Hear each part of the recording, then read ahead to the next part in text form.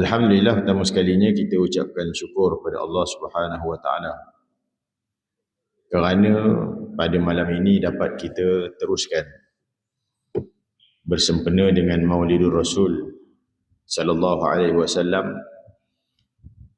Kita dapat laksanakan siri pengajian sirah nabawiyah yang dianjurkan oleh pihak masjid.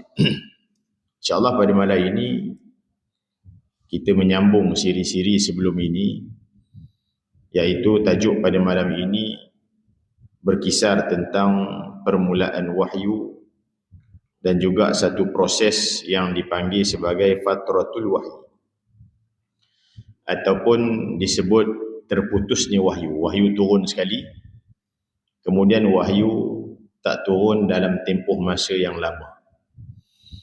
Tuan-tuan puan-puan yang dikasihi dan dirahmati oleh Allah Subhanahu wa taala.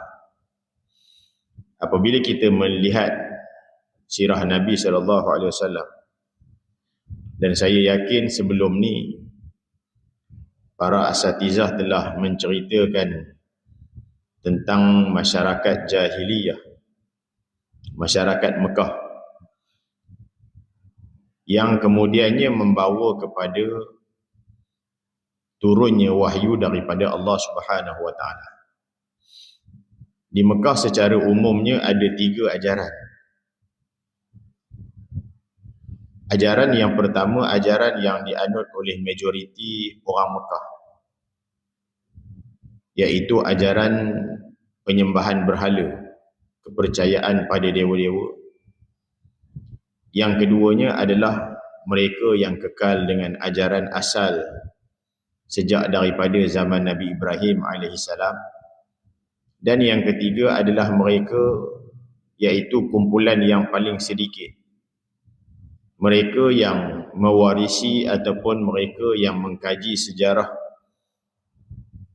iaitu sejarah agama Islam yang dibawa sejak zaman Nabi Isa alaihissalam.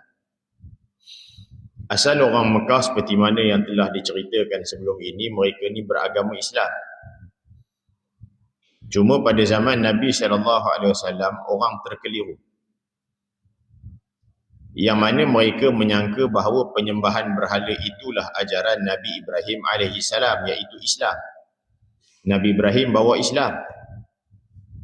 Mereka menyangka Nabi Ibrahim lah yang mengajar supaya menyembah berhala. Sedangkan penyelewengan tersebut adalah direka oleh manusia sebelum itu, lebih kurang 300 tahun sebelum kelahiran Nabi SAW. Jadi secara beransur-ansur ajaran Islam sejak zaman Nabi Ibrahim itu telah diselewengkan, sehingga menganggap bahawa Nabi Ibrahim jugalah yang mengajar supaya minta kepada batu-batu, dengan anggapan batu-batu inilah yang menjadi channel kepada Allah Ta'ala. Contohnya, bila nak minta sesuatu pada Allah Ta'ala, Allah ni tak nampak, contohnya tak nampak depan mata. So nak minta pada sesuatu yang tak nampak depan mata, susah sikit. Nak meyakini perkara tu susah sikit. Lalu nak mudahnya, minta kepada batu-batu, yang mana batu-batu ni ibaratnya channel supaya doa itu sampai pada Allah Ta'ala. Batu-batu nampak depan mata. Jadi daripada batu-batu itu lahir kepercayaan bahawa di sana ada kuasa selain daripada Allah Ta'ala yang boleh memberi bekas. Dalam kitab Tauhid sebut Al-Mu'assir, iaitu sesuatu yang memberi bekas, Allah sahaja. Tapi bila sudah sesat, percaya batu tu pun boleh memberi bekas. Lalu lama kelamaan dia melirik kepada pemujaan terhadap batu itu, kerana batu itu mengikut mereka memberi bekas. Sehingga akhirnya lahirlah ritual-ritual yang merepek-repek. Menyembah kambing, kemudian diniatkan atas nama dewa-dewa tertentu, batu-batu tertentu. Sehingga akhirnya mereka menyembah berhala. Sebahagian mengatakan bahawa ma na'buduhum illa liqarribuna ila Allahi zulfa. Kami tidak sembah benda-benda ini melainkan untuk menghampirkan diri pada Allah Ta'ala. Itu satu, orang Mekah. Dan benda inilah yang menyebabkan ajaran Nabi Ibrahim terseleweng di Mekah dan di seluruh tanah Arab. Asalnya, ajaran Nabi Ibrahim ni masuk ke seluruh tanah Arab sampai ke Yaman. Tapi bila sudah sesat, masing-masing percaya pada berhala di seluruh tanah Arab. Termasuk Yathrib sekalipun. Itu satu. Jadi di sana ada segolongan yang melihat bahawa ini bukan ajaran Nabi Ibrahim. Nabi Ibrahim tak ajar benda, sembah benda-benda merepek ni. Mereka kekal dengan keimanan mereka. Kekal dengan ajaran Nabi Ibrahim yang asal. Ini golongan yang kedua. Tadi golongan pertama. Golongan pertama majoriti. Golongan kedua tak berapa ramai. Orang yang tidak menyembah berhala antaranya Sayyidatina Khadijah. Tak sembah berhala. Abdullah, bapa Nabi. Tak sembah berhala. Yang ni ada khilaf. Saya berpegang dengan pendapat Abdullah tidak menyembah berhala. Walaupun zaman tu zaman fatrah. Itu perbincangan dia panjang, ada hadis. Kemudian di sana ada orang-orang yang tak menyembah berhala, kekal menyembah Allah Ta'ala dengan cara yang asal. Tapi kaedah begini dianggap rare. Orang tak tahu ini datang daripada mana. Dianggap ganjil. Sehingga kan dalam riwayat ada cerita Nabi SAW bersama dengan pakcik dan sepupunya pernah bersolat ikut kaedah Nabi Ibrahim 2 kali sehari. Ada hadis sebut. Solat yang diajar sejak zaman Nabi Ibrahim 2 kali sehari. Kaedah solatnya ada. Bukan sembah berhala. Jadi semayang ketika itu ikut kaedah Nabi Ibrahim sorok-sorok. Sehingga datang pedagang daripada luar tengok. Ini semayang cara mana ni? Yang kita semayang cara lain. Cara pun dah lain. Termasuk juga haji dan umrah. Asal daripada sejak zaman Nabi Ibrahim AS. Haji khususnya. Kemudian diubah sikit-sikit. Ini golongan yang kedua, konsisten dengan ajaran Islam yang asal. Orang yang majoriti tadi menyangka mereka lah ikut ajaran Islam zaman Nabi Ibrahim, padahal sembah berhala. Islam apa macam tu kan? Setiap golongan merasakan kepercayaan mereka betul. Kita hari ini nampak menyembah berhala itu tak betul. Tapi set-set penyembah berhala menganggap betul. Itulah amalan dia. Itu masalah dia orang. Sebab itu Al-Quran turun membetulkan cara fikir. Macam mana nak tahu berhala ni, sembahan berhala ni tak betul? Sekali kita cerita. Kemudian golongan yang ketiga, golongan paling sikit. Yang ni kebiasaannya tak disebut dalam kitab-kitab sirah. Saya jumpa dalam kajian saya.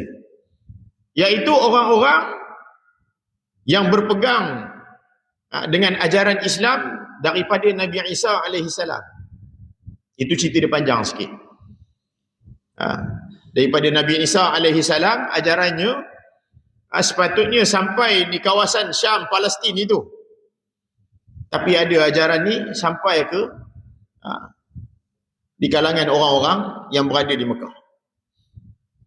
Jadi nak diceritakan bahawa antara yang menganut ajaran Islam zaman Nabi Isa ni diturunkan turun-temurun sampai kepada sepupu Sayyidatina Khadijah radhiyallahu taala anha, isteri Nabi. Isteri Nabi konsisten dengan ajaran Nabi Ibrahim yang asal. Waraqah bin Naufal, sepupu Sayyidatina Khadijah, dia ikut ajaran Nabi Isa alaihissalam. Nabi Isa bawa ajaran apa? Islam. Semua ajaran Islam. Cuma sanad riwayat berbeza-beza. Kalau ikut daripada jalur Nabi Ibrahim, banyak dianut oleh orang-orang Arab. Kalau ikut jalur daripada Bani Israel, sampai ke Nabi Isa alaihissalam. Itu ada rezeki kita cerita lain kali lah. Panjang dia cerita dia. Jadi yang menganut ajaran Islam yang dibawa sejak zaman Nabi Isa ni, jalurnya ini antaranya Waraqah bin Nawfal, sepupu Sayyidatina Khadijah. Yang mana ketika itu dia adalah orang yang tahu tentang wahyu-wahyu yang diturunkan kepada nabi-nabi dulu. Nabi apa? Nabi Musa alaihissalam antaranya, Nabi Isa alaihissalam. Kalau orang Arab yang biasa-biasa, Nabi Ibrahim. Dia orang punya jalur dia orang sampai ke Nabi Ibrahim. Anak Nabi Ibrahim, selingan sikit tuan-tuan, anak Nabi Ibrahim 2 orang yang di-highlightkan. Yang sulung Nabi Ismail. Nabi Ismail family-nya duduk di Mekah sehingga lahirnya Nabi Muhammad sallallahu alaihi wasallam. Manakala adik Nabi Ismail namanya Nabi Ishaq. Nabi Ishaq diletakkan bersama dengan ibunya Siti Sarah di Palestin sehinggalah lahirnya anak-anak daripada Bani Israel. Anak Nabi Ishaq Nabi Yaqub. Anak Nabi Yaqub Nabi Yusuf. Kemudian daripada jalur keturunan itu lahir Nabi Ayub sampailah ke Nabi Isa alaihi salam. Termasuk Nabi Musa sampai Nabi Isa. Jadi jalur yang pertama tadi antaranya Sayyidatina Khadijah radhiyallahu taala anha berpegang dengan ajaran yang asal. Nabi Ibrahim alaihi salam melalui Nabi Ismail.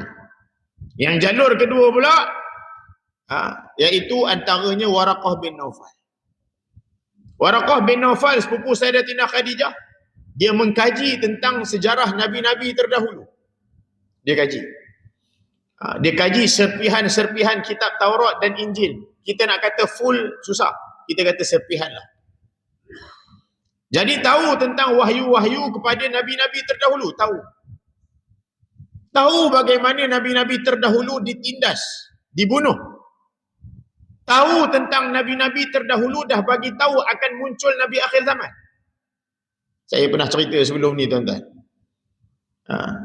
Nabi SAW sebelum Nabi lahir, kelahiran Nabi ni telah viral ratus tahun.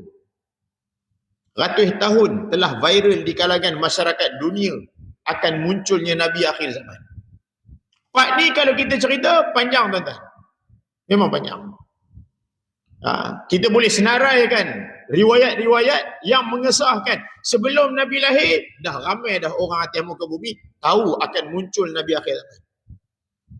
Tahu Nabi akhir zaman sifat macam mana? Tahu Nabi akhir zaman ni akan ditentang oleh raja-raja? Tahu. Secara ringkas saya sertakan beberapa list. Antaranya Rahib Buhairah yang ditemui oleh Nabi SAW ketika Nabi dah jah 5. Nabi dah jah 5 pula dah. Nabi usia 9 tahun. Jumpa di Syam ketika berdagang bersama dengan Abu Talib. Antaranya guru-guru Salman Al-Farisi. Ini antaranya. Antaranya orang-orang kabilah-kabilah Yahudi di Madinah. Ini semua sek-sek yang dah tahu akan munculnya Nabi akhir zaman. Termasuk juga padri-padri di Rom. Padri-padri di Rom ni, diorang ni asalnya ikut ajaran Nabi Isa alaihi salam, tapi tiba-tiba mereka terseleweng dengan ajaran Paulus. Bila dah seleweng ajaran Paulus, jadi Kristian. Tapi dalam kepala mereka masih tahu lagi akan munculnya Nabi akhir zaman. Tahu tak? So disebut-sebut kelahiran Nabi SAW. Yang saya yakin ustaz-ustaz sebelum ni dah cerita dah. Bila Nabi SAW berusia 40 tahun. Usia 40 tahun, usia ngam-ngam orang panggil. Usia ngam-ngam. Tak tahulah, saya panggil ngam-ngam. Usia yang paling betul-betul ngam-ngam. Kalau contohnya macam kereta tertentu, kelajuan yang paling ngam untuk dia kadang-kadang 120. Paling stabil sekali. Paling sedap, paling stabil. Enjin semua sekata. Nabi SAW umurnya 40. Ketika itu, seperti mana sebelum Nabi jadi Nabi juga, Nabi melihat kesesatan orang Mekah. Nampak orang Mekah yang mula tersesat nyembah berhala. Mereka sangka itulah ajaran Nabi Ibrahim. Lalu Nabi SAW bercampur dengan masyarakat Mekah. Tapi dalam masa yang sama timbul dalam hati Nabi SAW kena pelihara diri. Kalau campur semata-mata, bimbang terjebak dengan kesesatan orang Mekah. Sebab sifat manusia kalau macam kita ni memang macam tu. Kalau kita biasa duduk dalam sekel kaki bawang, bawang juga kita yang akan berebak kat kita ni. Kalau kita duduk dalam sekel kaki masjid melekat kat kita. Itu. Tengok sekel mana yang kita duduk. Allah Subhanahu Wa Taala sebut, ya ayyuhallazina amanu taqullah wa kunu ma'as sadiqin. Wahai orang-orang yang beriman, bertakwalah kamu pada Allah dan posisikanlah diri kamu bersama dengan orang-orang yang benar. Itu sekel. Sekel penting, tuan-tuan. Jadi bila mana Nabi SAW takkan nak duduk dalam sekel penyembah berhala. Nabi tak sembah berhala daripada kecil. Nabi tengok orang Mekah sembah berhala, apa benda ni, pelik. Lalu ketika itu Nabi SAW ambil masa untuk berkhalwat di Gua Hira. Berkhalwat di Gua Hira ni maksudnya bersendirian. Kalau kita zaman sekarang istilah khalwat, dia bukan bersendirian istilah kita ni. Istilah kita dipanggil berdua-duaan. Tu khalwat zaman sekarang punya istilah. Kalau asal khalwat ni maksud dia bersendirian, seorang-seorang, bukan dua-dua, seorang-seorang. Nabi berkhalwat di Gua Hira, mengasingkan diri dalam tempoh-tempoh tertentu, tak lama. Seingat saya, yang paling sekejap Nabi duduk sehari semalaman, lepas tu balik. Ada yang kata 3 hari, ada yang kata paling lama 7 hari, seminggu. Nabi bawa bekalan 7 hari ke apa, 3 hari ke benda tadi, berkhalwat di Gua Hira. Bukannya seperti mana yang diajar orang zaman sekarang, ajaran pertapaan. Tuan-tuan ni biasa dengar, pertapaan. Orang ni dia bertapa, duduk dalam gua 6 bulan. 6 bulan tak sembahyang Jumaat. Itu.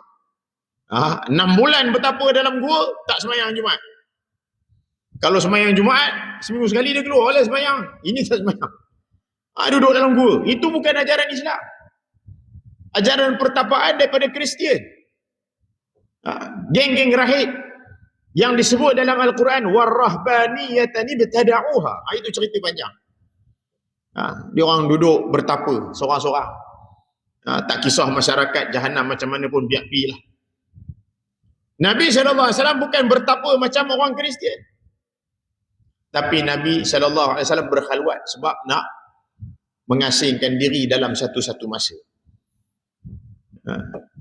Kemudian sampai satu masa, Nabi mula rasa nak berkhalwat ni sejak dapat daripada mimpi. Ini mimpi Nabi SAW sebelum Nabi jadi Nabi. Tak boleh kesamakan dengan mimpi kita. Nabi mimpi perkara ni disebut dalam hadis yang pertama Sahih Bukhari. Kalau kita tengok hadis pertama Sahih Bukhari, Kitab Badi'il Wahyi, kitab permulaan wahyu. Apa yang cerita malam ni ada dalam hadis pertama Sahih Bukhari. Jadi cerita dia termasuk Waraqah bin Naufal tadi sagi ni pun dalam Sahih Bukhari, hadis yang pertama. Kitab permulaan wahyu. Jadi Nabi SAW ni mimpi melihat satu suasana yang disebut misla falaqis subhi. Misla falaqis subhi ni serupa macam waktu pagi tapi matahari tak terbit lagi. Ada yang sebut begitu. Waktu pagi-pagi kan, cerah-cerah dah, tapi sinar matahari belum ada. Tapi cerah dah. Pukul berapa tuan-tuan agak? Begitulah waktu dia. Sinar matahari tak mancar lagi, tapi dah cerah. Ada yang sebut misla falaqi subhi ni, maksud dia begitu. Kemudian bila Nabi bangun daripada tidur, terus terdorong untuk ambil masa beberapa ketika berkhalwat. Lepas berkhalwat beberapa hari, dengan bekalan makanannya apa semua, Nabi keluar, jumpa masyarakat macam biasa. Bergaul dengan masyarakat macam biasa. Beli barang kat pasar macam biasa. Tak nak rasa terjebak dengan kesesatan orang Mekah, pergi berkhalwat balik. Itu cara Nabi SAW. Soalan dia, kenapa Nabi SAW tak cegah kemungkaran waktu tu? Timbul pula soalan. Zaman tu, dalam keadaan masyarakat zaman tu, daripada atas sampai bawah semua berhala. Nabi SAW dalam keadaan Nabi belum jadi Nabi. Tak ada perintah. Waktu tu tak tahu lagi. Situasinya tak sama macam kita hari ni. Kita hari ni wahyu dah turun habis dah. Tak ada alasan. Kita hari ni tak ada alasan. Aku tak tahu pula benda ni kena cegah kemungkaran ni. Tak tahu pula. Tak ada. Sekarang wahyu dah turun habis ya. Zaman tu, kalau ikut zaman yang disebut sebagai zaman fitnah. Sampai kerajaan-kerajaan pun nyembah berhala waktu tu. Lalu Nabi SAW masuk ke Gua Hira ulang-alik daripada rumah dia. Sekali-sekali. Satu-satu masa tertentu. Bawa bekalan makanan.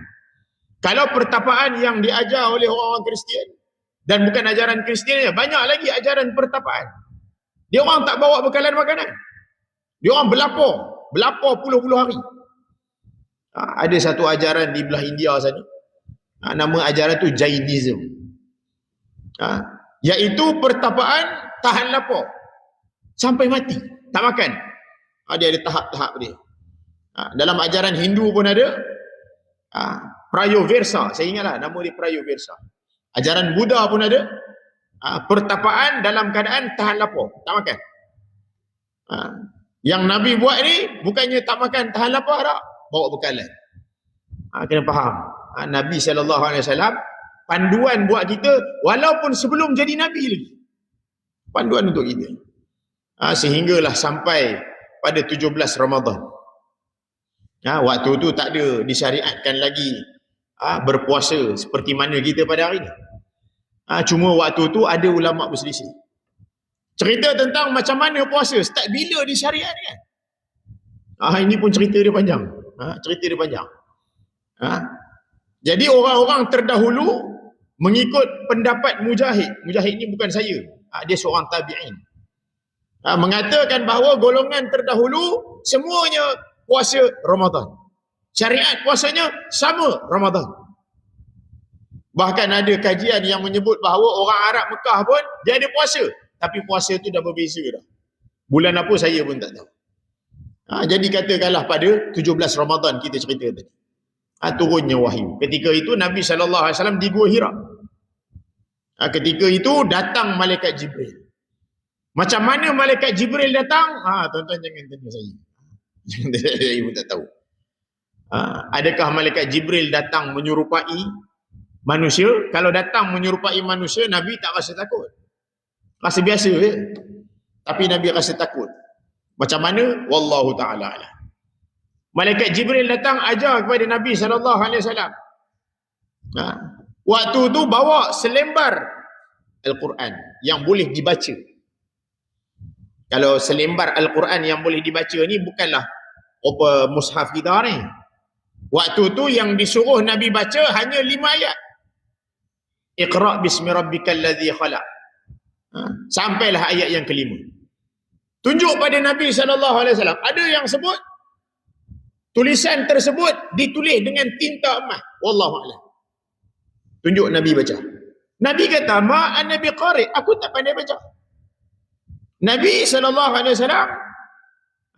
orang yang tak pandai membaca. Jadi tak pandai membaca ni bukan menunjukkan satu kelemahan pada dia. Tak pandai membaca Nabi SAW membuktikan bahawa Al-Quran memang daripada Allah. Kalau tak, macam mana Nabi boleh tulis?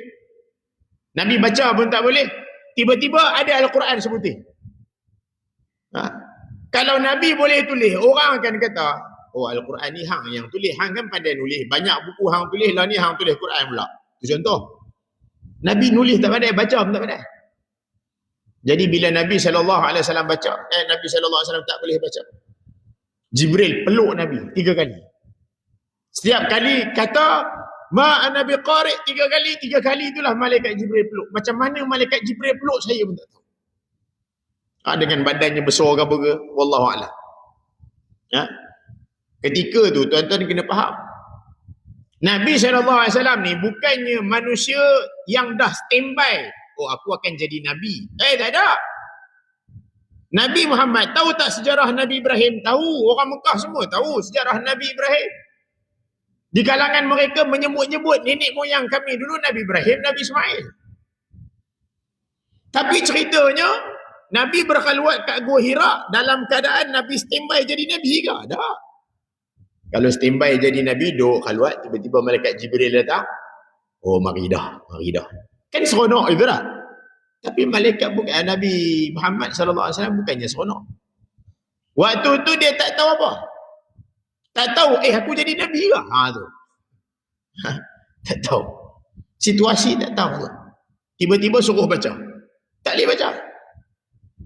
Ada yang sebut, seingat saya dalam kitab Fiqhus Sirah, karangan Dr. Syed Ramadan Al-Buti, saya rasa, saya dah tak apa ingat, menyatakan bahawa kenapa malaikat Jibril peluk. Antaranya nak support. Ini antara kaedah didikan. Ni ngajar anak, tak boleh baca sikit, tendang. Tak ada lah. Kalau tak boleh juga memang. Jadi nak cerita ada apa? Bagi support. Waktu tu Nabi SAW tengah gementar.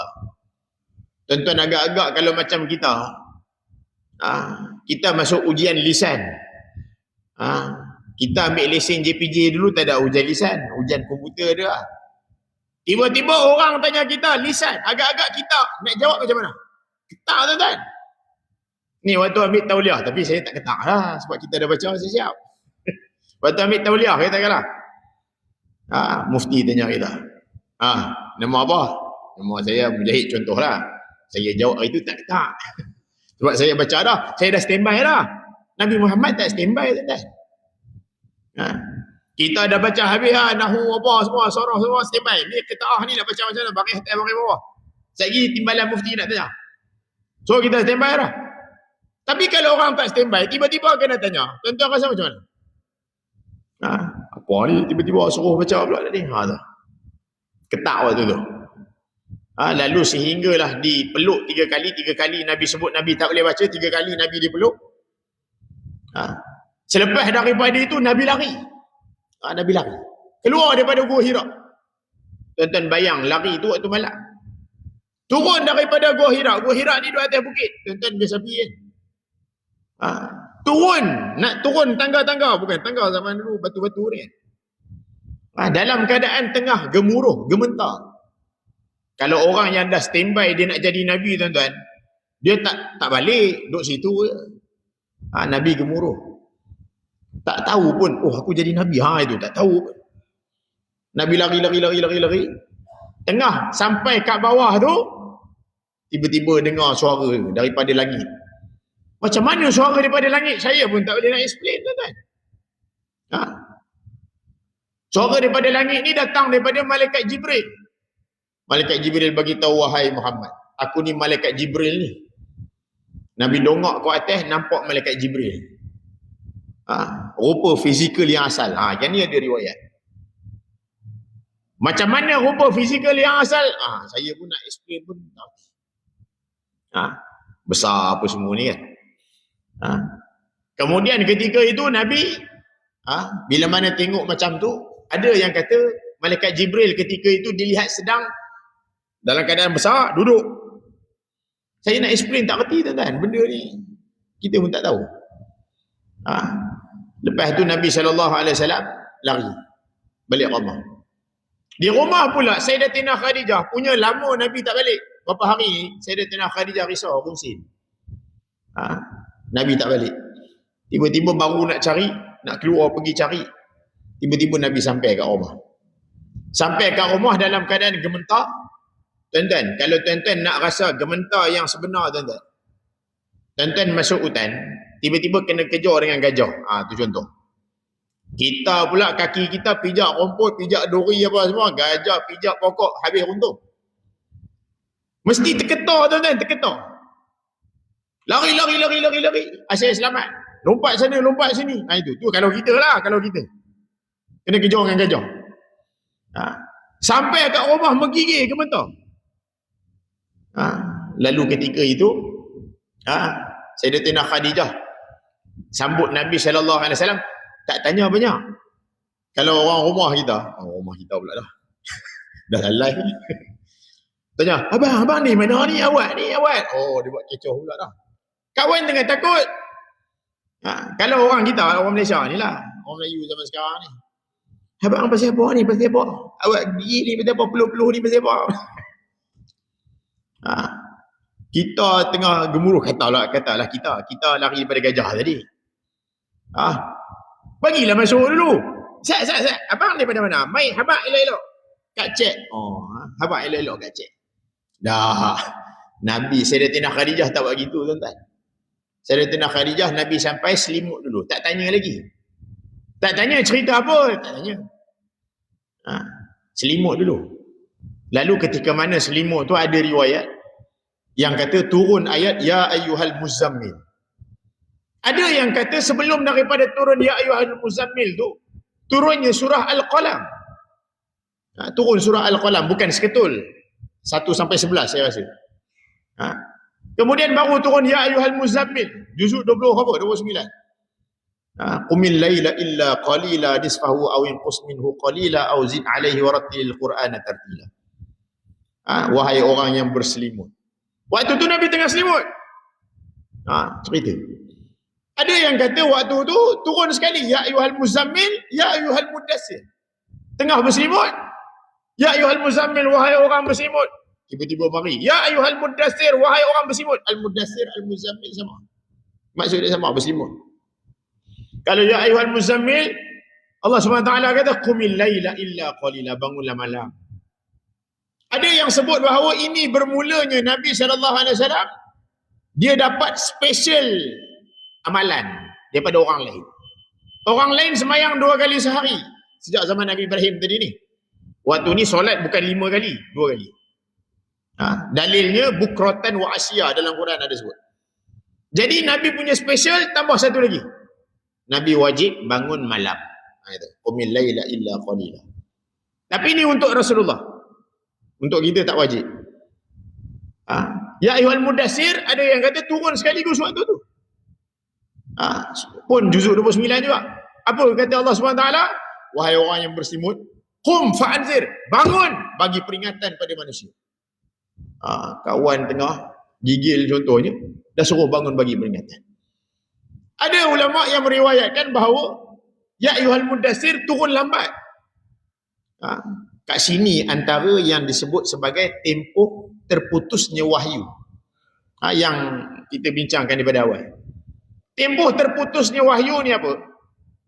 Selepas daripada Ya ayyuhal muzammil, sebelum turun Ya ayyuhal mudassir. Ada yang kata selepas daripada Iqra, Ya ayyuhal mudassir. So ada tempoh. Wallahu a'lam. Pendapat ulama macam-macam. Jadi tempoh itu, tempoh wahyu tak turun. Mula-mula turun segedebuk dengan gementar apa semua ni. Suruh bangun malam contohnya. Kemudian terputus wahyu. Ada yang sebut tempoh terputus wahyu ni makan masa 2 hingga 3 tahun. Oh lama 2-3 tahun. Tapi pandangan yang kuat kata 6 bulan. 6 bulan. Ada yang kata 4 bulan, ada yang kata 6 bulan. Pandangan kuat kata 6 bulan.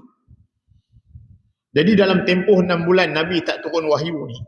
Lepas daripada 6 bulan baru Allah Subhanahu Wa Taala suruh bagi peringatan.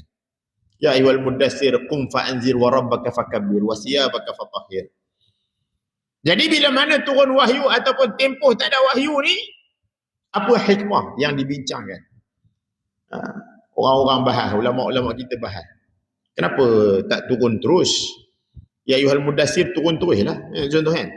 Lepas Ya ayyuhal mudassir baru turun surah Fatihah tuan-tuan. Surah Fatihah surah pertama yang diturunkan lengkap satu surah. Yang tu wahyu selepas Ya ayyuhal mudassir. Yang ni ulama khilaf Saya sebut ni ulama khilaf. Jadi bila mana turun Ya ayyuhal mudassir selepas tempoh terputusnya wahyu antara 6 bulan ke 3 tahun tadi. Ulama-ulama kita bahas pasal apa terputus wahyu. Kenapa tak turun sekaligus? Terus. Apa masalah? Masalahnya apa? Allah Subhanahu Wa Taala meraihkan tabiat manusia. Nabi manusia. Manusia sifat ni, sifat dia. Sifat dia beransur-ansur. Sifat manusia begitu. Tapi kita kena faham, Nabi SAW Basharun la kal bashar. Nabi memang manusia tapi bukan macam manusia kita lah. Jangan bagi sama pula. Jangan bagi sama. Cumanya sifat manusia ni memang dia kena ada persiapan, persediaan. Bila dah turun satu benda yang berat, maka nak kena ambil masa. Nak kena ambil masa. Sampai ada ulama' kata, tempoh terputusnya wahyu tu tadi, sampai timbul rasa rindu Nabi SAW. Rindu apa maksud dia? Rindu nak dengar mesej berikut dia. Tuan-tuan bayangkan, kita tengah zaman kita muda-muda, kita nak minang isteri kita dulu. Lama pula dah zaman dulu. Tuan-tuan lagi lama. So bila mana dapat mesej, nak tunggu mesej berikutnya. Bilalah dia nak balik. Zaman dulu tak ada handphone zaman tuan-tuan. Tunggu surat. Nak dapat mesej ni, nak tanya ni, baju nak pakai color apa nak kahwin nanti. Bila mesej nak masuk, mesej tu ting ting, mesej masuk. Kalau nak buka. Kalau nak buka, tengok-tengok orang lain mesej. Tu contoh. Jadi rasa rindu nak dapat next punya mesej daripada Allah Ta'ala. Nabi SAW bila turunnya wahyu yang pertama, Nabi tahu ni daripada Allah. Nabi kenal tak Allah? Nabi SAW kenal Allah sejak daripada ajaran Nabi Ibrahim AS tu dah perkenalkan Allah, Tuhan yang sebenar, Tuhan yang sebenar. Sampai zaman Nabi Muhammad SAW, Nabi Muhammad tahu Tuhan Allah. Tahu semayang 2 kali sehari ikut zaman Nabi Ibrahim, ikut kaedah Nabi Ibrahim. Tetapi orang-orang Mekah waktu tu semayang, sembah benda-benda macam-macam. Dia orang kenal tak Allah, orang Mekah, orang Quraisy Mekah ni. Dia orang tahu Allah sebagai Tuhan. Tapi Allah ni bukan satu-satunya Tuhan. Tuhan ada macam-macam. Lata, Uzza, itu Tuhan juga kata dia orang. Nabi Muhammad tak percaya pada Lata, Uzza apa semua. Benda-benda merepek ni. Jadi ceritanya Nabi SAW bila tahu tu mesej daripada Allah, macam mana boleh ada perasaan tahu tu? Itu datang daripada Allah. Tuan-tuan, wahyu ni, bila Allah SWT mari turun, ini saya cerita situasi Nabi lah, bukan wahyu turun kat kita. Bila wahyu mari turun, automatik faham. Itu. Wahyu turun pada Nabi SAW, automatik faham. Auto faham. Kalau kita, cikgu ngajak depan, belum tentu faham lagi. Tapi yang dimaksudkan dengan wahyu kepada Nabi-Nabi, turun-turun, faham. Tahu, ni datang daripada Allah. Macam mana Allah buat? Tu kan kuasa Allah. Apa masalah? Tu kuasa Allah. Jadi selepas daripada tempoh fatratul wahyi tadi, terputusnya wahyu, barulah Nabi SAW menggiatkan dakwah. Ada yang kata, kalau 6 bulan, 6 bulan. Kalau 3 tahun, 3 tahun lah. Cuma tempoh dakwah Nabi SAW ni, sejak daripada Nabi jadi Nabi, sampai 3 tahun, ini dipanggil sebagai dakwah sirriyah. Dakwah secara sorok-sorok yang akan dibentangkan oleh pengkuliah akan datang, insyaAllah. Jadi, saya rasa cukup sekadar itu pada malam ini. Ada nak tanya apa-apa? Tak ada? A'udzubillahi minasyaitonirrajim. Bismillahirrahmanirrahim. Allahumma zidna ilma warzuqna fahma. Allahumma hadina ila siratal mustaqim. Rabbana atina fid dunya hasanah fil akhirati hasanah wa qina adzabannar. Alhamdulillahirabbil alamin. Assalamualaikum warahmatullahi wabarakatuh.